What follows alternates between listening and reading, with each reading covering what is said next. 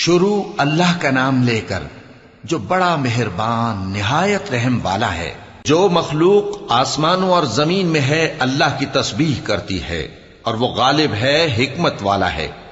آسمانوں اور زمین کی بادشاہی اسی کی ہے، وہی زندگی دیتا ہے اور وہی موت دیتا ہے، اور وہ ہر چیز پر قادر ہے۔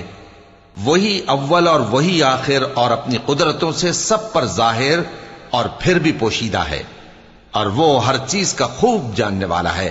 وہی ہے جس نے آسمانوں اور زمین کو 6 دن میں پیدا کیا، پھر عرش پر جلوہ افروز ہوا۔ جو چیز زمین میں داخل ہوتی اور جو اس سے نکلتی ہے، اور جو آسمان سے اترتی اور جو اس میں چڑھتی ہے، سب اس کو معلوم ہے۔ اور تم جہاں کہیں بھی ہو وہ تمہارے ساتھ ہوتا ہے، اور جو کچھ تم کرتے ہو اللہ اس کو دیکھ رہا ہے۔ آسمانوں اور زمین کی بادشاہی اسی کی ہے، اور سب معاملات اسی کی طرف رجوع ہوتے ہیں۔ وہی رات کو دن میں داخل کرتا اور دن کو رات میں داخل کرتا ہے، اور وہ دلوں کے بھیدوں تک سے واقف ہے۔ لوگوں، اللہ پر اور اس کے رسول صلی اللہ علیہ وآلہ وسلم پر ایمان لاؤ، اور جس مال میں اس نے تم کو اپنا نائب بنایا ہے اس میں سے خرچ کرو۔ اب جو لوگ تم میں سے ایمان لائے اور مال خرچ کرتے رہے ان کے لیے بڑا ثواب ہے۔ اور تم کیسے لوگ ہو کہ اللہ پر ایمان نہیں لاتے، حالانکہ اس کے پیغمبر صلی اللہ علیہ وآلہ وسلم تمہیں بلا رہے ہیں کہ اپنے پروردگار پر ایمان لاؤ، اور اگر تم کو یقین ہو تو وہ تم سے اس کا عہد بھی لے چکا ہے۔ وہی تو ہے جو اپنے بندے پر واضح آیتیں نازل فرماتا ہے تاکہ تم کو اندھیروں سے نکال کر روشنی میں لائے۔ بے شک اللہ تم پر نہایت شفقت کرنے والا ہے، مہربان ہے۔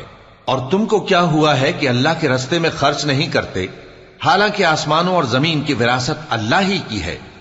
جس شخص نے تم میں سے فتح مکہ سے پہلے خرچ کیا اور جنگ کی، وہ اور جس نے یہ کام بعد میں کیے وہ برابر نہیں۔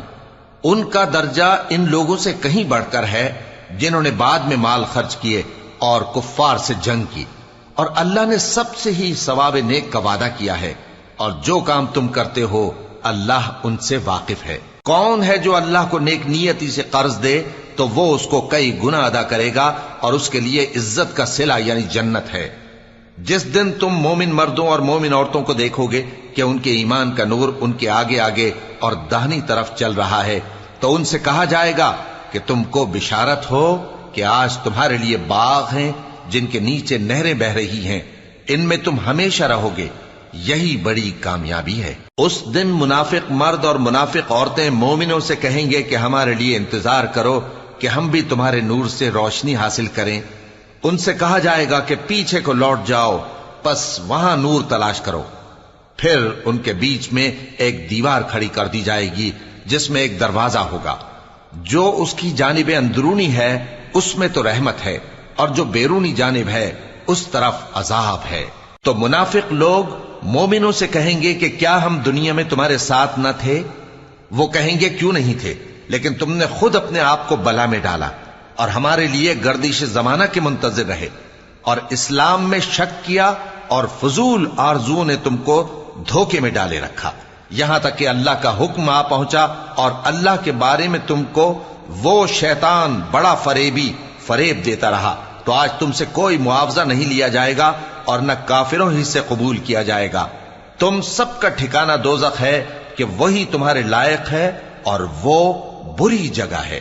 کیا ابھی تک مومنوں کے لیے اس کا وقت نہیں آیا کہ اللہ کی یاد کرنے کے وقت اور قرآن جو حق کی طرف سے نازل ہوا ہے اس کے سننے کے وقت ان کے دل نرم ہو جائیں، اور وہ ان لوگوں کی طرح نہ ہو جائیں جن کو ان سے پہلے کتابیں دی گئی تھیں، پھر ان پر طویل عرصہ گزر گیا تو ان کے دل سخت ہو گئے، اور ان میں سے اکثر نافرمان ہیں۔ جان رکھو کہ اللہ ہی زمین کو اس کے مرنے کے بعد زندہ کرتا ہے۔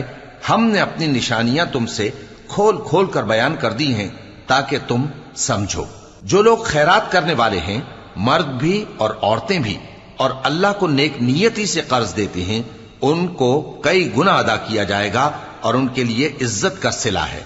اور جو لوگ اللہ اور اس کے پیغمبروں پر ایمان لائے، یہی اپنے پروردگار کے نزدیک صدیق اور شہید ہیں۔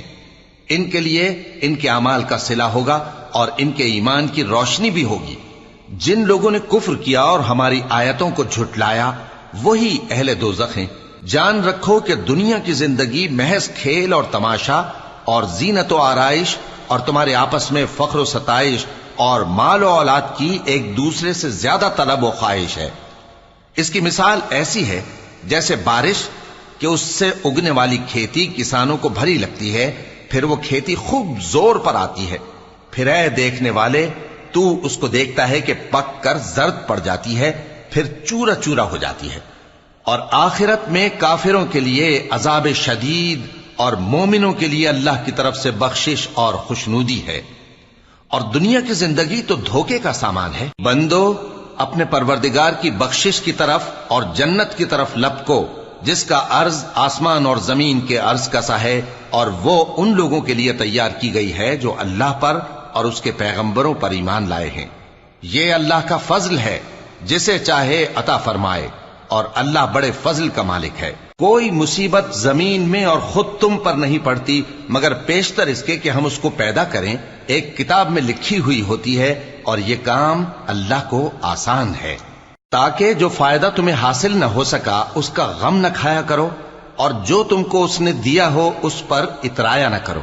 اور اللہ کسی اترانے اور شیخی بگارنے والے کو دوست نہیں رکھتا، جو خود بھی بخل کریں اور لوگوں کو بھی بخل سکھائیں۔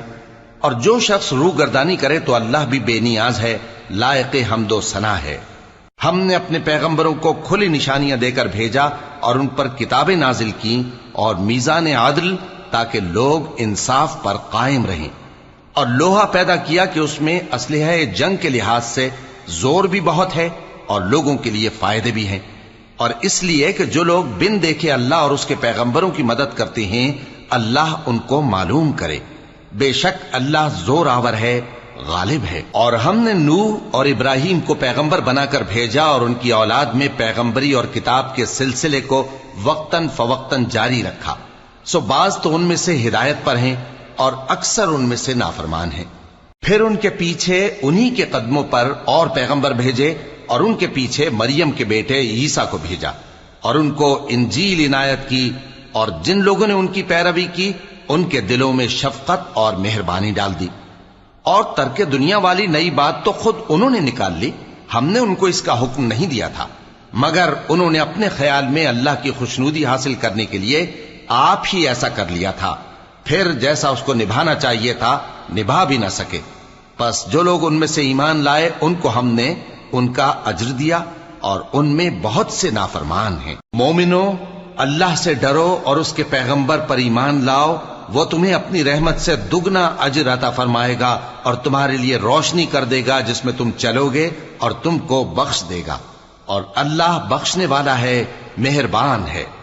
یہ باتیں اس لیے بیان کی گئی ہیں کہ اہل کتاب جان لیں کہ وہ اللہ کے فضل پر کچھ بھی قدرت نہیں رکھتے، اور یہ کہ فضل اللہ ہی کے ہاتھ میں ہے، وہ جس کو چاہتا ہے دیتا ہے، اور اللہ بڑے فضل کا مالک ہے۔